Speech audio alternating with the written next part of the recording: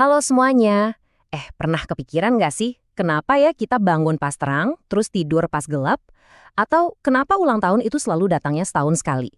Nah, jawabannya itu ada di planet kita sendiri yang ternyata nggak pernah diam. Ada dua gerakan super penting yang dilakukan bumi.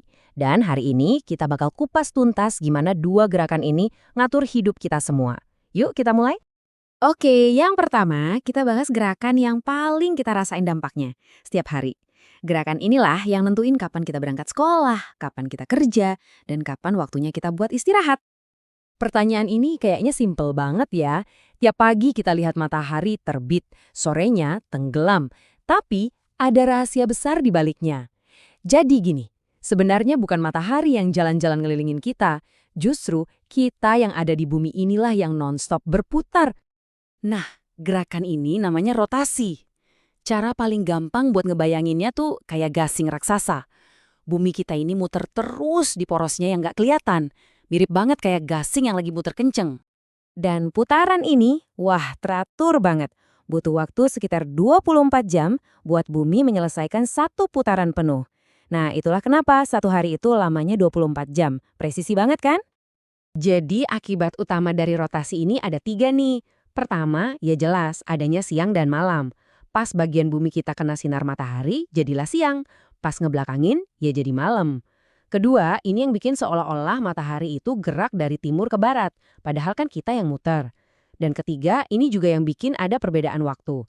Makanya pas kita di Jakarta baru mulai aktivitas, teman kita di Papua mungkin udah siap-siap makan siang. Oke, jadi bumi berputar setiap hari. Tapi itu baru setengah dari ceritanya loh. Sambil muter-muter kayak gasing, planet kita ini juga lagi ngelakuin perjalanan super jauh ngelilingin matahari. Yuk kita lihat gerakan kedua yang skalanya jauh lebih besar ini. Gerakan ini disebut revolusi. Jadi, sambil berotasi tiap hari, bumi kita juga jalan-jalan ngorbitin matahari. Jalurnya ini, atau orbitnya, bentuknya bukan lingkaran sempurna, tapi agak sedikit lonjong gitu, atau elips. Perjalanan besar ini makan waktu sekitar 365,25 hari. Nah, ini dia alasannya kenapa satu tahun itu 365 hari. Terus, sisa 0,25-nya gimana? Itu dikumpulin. Makanya setiap 4 tahun sekali ada yang namanya tahun kabisat, buat ngepasin hitungannya. Akibat dari revolusi ini gede banget loh. Pertama, karena sumbu bumi itu miring, revolusi inilah yang bikin adanya pergantian musim. Jadi bukan karena kita jadi lebih deket atau jauh dari matahari ya, tapi karena sudut kemiringan kita. Kedua, karena bumi pindah-pindah posisi, pemandangan kita ke langit malam juga jadi berubah. Makanya, rasi bintang yang kita lihat itu beda-beda terus sepanjang tahun. Oke, sekarang kita sambungin semuanya. Gimana caranya dua gerakan di luar angkasa ini benar-benar ngebentuk dunia dan kehidupan kita sehari-hari? Biar makin jelas, kita ringkas perbedaannya ya. Ingat-ingat nih, rotasi itu putaran harian 24 jam yang ngasih kita siang dan malam. Kalau revolusi, itu perjalanan tahunan 365 hari yang ngasih kita ganti-ganti musim. Satu ngatur hari kita, satunya lagi ngatur tahun kita. Gampang kan? Di tabel ini kita bisa lihat rangkuman lengkapnya. Pokoknya, kalau rotasi itu urusannya sama yang harian. Siang malam, zona waktu, sama matahari yang kayaknya gerak tiap hari. Nah kalau revolusi, itu urusannya sama yang tahunan. Ganti musim, rasi bintang yang berubah, dan posisi matahari di langit yang juga geser sepanjang tahun. Dan mungkin ya pengaruh paling praktis dari semua ini di hidup kita adalah kalender. Pernah nggak sih mikir kenapa satu tahun ada 12 bulan? Atau kenapa sistem tanggalan itu bisa beda-beda? Nah semuanya itu akarnya dari pengamatan gerakan benda-benda langit ini. Ini menarik banget loh. Kalender Masehi yang kita pakai sehari-hari itu, patokannya adalah perjalanan bumi mengelilingi matahari. Sementara itu, kalender Hijriah itu beda lagi. Dasarnya adalah perjalanan bulan mengelilingi bumi. Keren ya? Dua sistem kalender yang beda, ternyata patokan astronomisnya juga beda. Nah, sekarang yuk kita ikuti perjalanan ajaib si sahabat kita ini.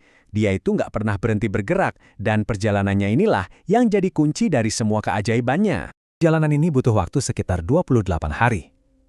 Betul, cuma 28 hari bagi bulan buat menyelesaikan satu putaran penuh mengelilingi bumi. Sebuah siklus yang selalu sama, bisa diandalkan, dan dampaknya besar banget. Kalau istilah kerennya sih, perjalanan ini disebut revolusi. Tapi biar gampang, anggap aja ini kayak tarian selama 28 hari. Atau sebuah pelukan raksasa yang bulan kasih ke planet kita. Dan tarian inilah yang memberinya kekuatan-kekuatan super yang luar biasa. Jadi penasaran kan apa aja sih kekuatan super bulan ini? Ternyata tarian konstannya itu ngasih dia beberapa kekuatan super yang penting banget buat kehidupan di bumi. Kita bedah satu persatu ya. Kekuatan super yang pertama, menggerakkan lautan. Bulan itu punya tarikan tak terlihat yang namanya gravitasi. Dan jangan salah, tarikan ini kuat banget loh. Cukup kuat buat narik dan menggerakkan seluruh air di lautan kita. Keren banget kan? Nah, tarikan gravitasi inilah yang jadi penyebab pasang surut. Setiap hari kita bisa lihat permukaan laut itu naik, itu namanya pasang naik. Terus turun lagi, yang kita sebut pasang surut. Semuanya itu berkat tarian konstan bulan yang mengelilingi bumi. Lanjut, kekuatan super kedua, bulan itu lampu malam raksasa kita. Tapi bulan sebenarnya nggak menghasilkan cahayanya sendiri loh. Dia itu fungsinya lebih kayak cermin kosmik raksasa yang mantulin cahaya matahari ke bumi dan akhirnya menerangi malam kita yang gelap. Pernah merhatiin nggak kalau bentuk bulan itu kayaknya suka berubah-ubah? Nah, ini dia kekuatan super ketiganya, sang pengubah bentuk. Tapi sebenarnya bentuk bulan itu nggak benar-benar berubah kok. Yang kita lihat itu cuma bagian bulan yang berbeda-beda yang kena sinar matahari pas dia lagi menari mengelilingi kita. Selama perjalanan 28 harinya, kita bisa lihat dia berubah dari bulan sabit yang tipis banget, terus jadi bulan separuh, sampai akhirnya jadi bulan purnama yang terang benderang, sebelum siklusnya mulai lagi dari awal. Inilah yang kita kenal sebagai fase-fase bulan yang indah. Siklus yang bisa ditebak ini ternyata berguna banget. Dari zaman dulu, manusia itu udah pakai fase-fase bulan buat bikin kalender dan penanda waktu. Contoh yang paling terkenal itu kalender Hijriyah, yang acuannya ya sepenuhnya dari perjalanan bulan ini. Dan masih ada lagi, kehadiran bulan yang stabil itu ngebantu ngejaga bumi biar nggak terlalu goyang pas lagi berputar. Jadi kayak penyeimbang gitu, yang bikin poros planet kita tetap stabil dan efeknya iklim kita jadi lebih teratur dan nggak berubah-ubah secara ekstrim. Oke, langsung aja kita mulai ya. Kalian pernah ngerasain gak sih pas siang lagi cerah-cerahnya, tiba-tiba suasananya jadi agak adem dan remang-remang? Atau pas bulan purnama lagi terang-terangnya, mendadak sinarnya meredup? Itu bukan sulap, bukan sihir loh. Itu adalah bagian dari sebuah tarian kosmik yang presisi dan luar biasa banget. Terus gimana caranya bulan bisa ngelakuin semua ini? Kuncinya ada di perjalanannya yang setia. Jadi, bulan itu butuh waktu sekitar 28 hari untuk sekali muterin bumi. Tapi tunggu dulu, kalau gitu kenapa gerhana nggak terjadi setiap bulan ya? Nah, itu karena orbit bulan agak miring sedikit, jadi posisi matahari, bumi dan bulan buat segaris lurus sempurna itu cuma terjadi sesekali aja. Jadi, ini dia rahasianya. Biar sebuah kejadian yang ajaib, kayak gerhana, bisa terjadi, matahari, bumi, sama bulan itu harus berada dalam satu barisan yang lurus. Tis! Ini nih, aturan main satu-satunya. Mau urutannya gimana pun, yang penting ketiganya harus sejajar. Anggap aja mereka lagi baris berbaris buat foto bareng di angkasa. Dan coba deh lihat ini, satu-satunya yang bedain dua jenis gerhana utama itu cuma siapa yang ada di tengah. Kalau bulan yang di tengah, dia bakal ngalangin matahari, jadilah gerhana matahari. Nah, kalau bumi yang di tengah, bayangannya bakal nutupin bulan, dan terjadilah gerhana bulan. Simpel banget kan? Pas salah satu dari mereka ngalangin cahaya matahari, otomatis bakal tercipta bayangan raksasa di angkasa. Dan bayangan inilah yang jadi kunci dari semua keajaiban gerhana. Yuk kita bedah sedikit soal bayangan kosmik ini. Coba bayangin deh, umbra itu kayak kamu lagi berdiri persis di belakang pohon gede pas hari lagi terik-teriknya. Kamu bakal ada di area yang gelap total kan? Nah, itulah umbra, bagian tengah bayangan yang paling pekat. Nah, kalau penumbra, ini adalah bayangan yang lebih terang di pinggir-pinggirnya. Di sini, cahayanya cuma terhalang sebagian, jadi suasananya cuma jadi agak redup, nggak sampai gelap gulita. Jadi ingat ya, dua kata ini, umbra dan penumbra. Dua-duanya ini kunci buat ngerti apa yang kita lihat dari bumi. Oke, kita masuk ke acara utama yang pertama, gerhana matahari.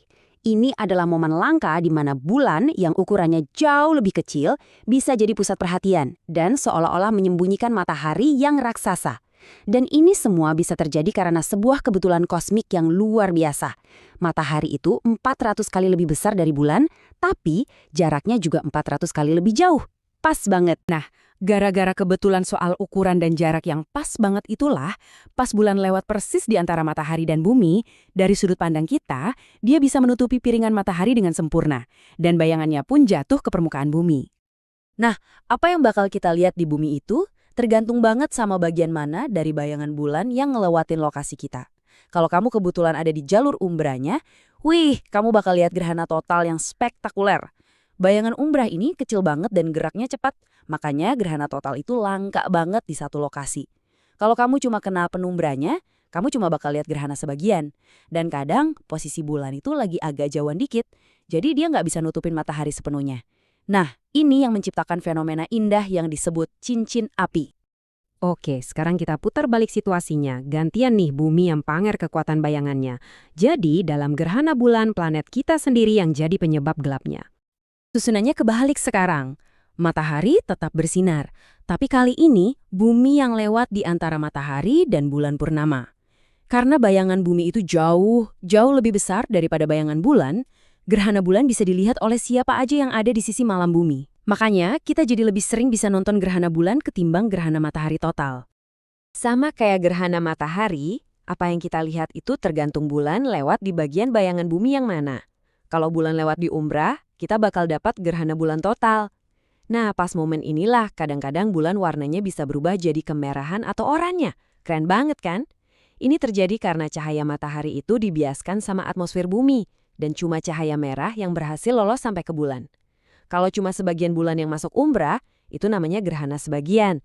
Dan kalau cuma lewat penumbra, bulan cuma kelihatan sedikit lebih redup aja. Jadi, dari semua ini, ada satu hal yang penting banget buat diingat. Semua peristiwa yang kelihatannya ajaib ini sama sekali bukan sebuah kebetulan.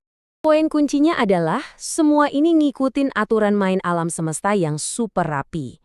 Matahari, bumi, dan bulan itu ngikutin orbitnya masing-masing dengan presisi yang luar biasa. Tarian kosmik mereka ini bisa diandalin banget. Sampai-sampai para ilmuwan bisa loh memprediksi kapan gerhana akan terjadi sampai ratusan bahkan ribuan tahun ke depan. Ini jadi pengingat yang indah banget betapa teraturnya alam semesta kita.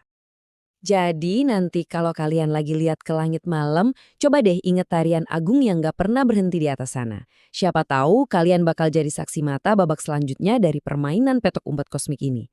Makasih banyak udah nyimak obrolan kita kali ini.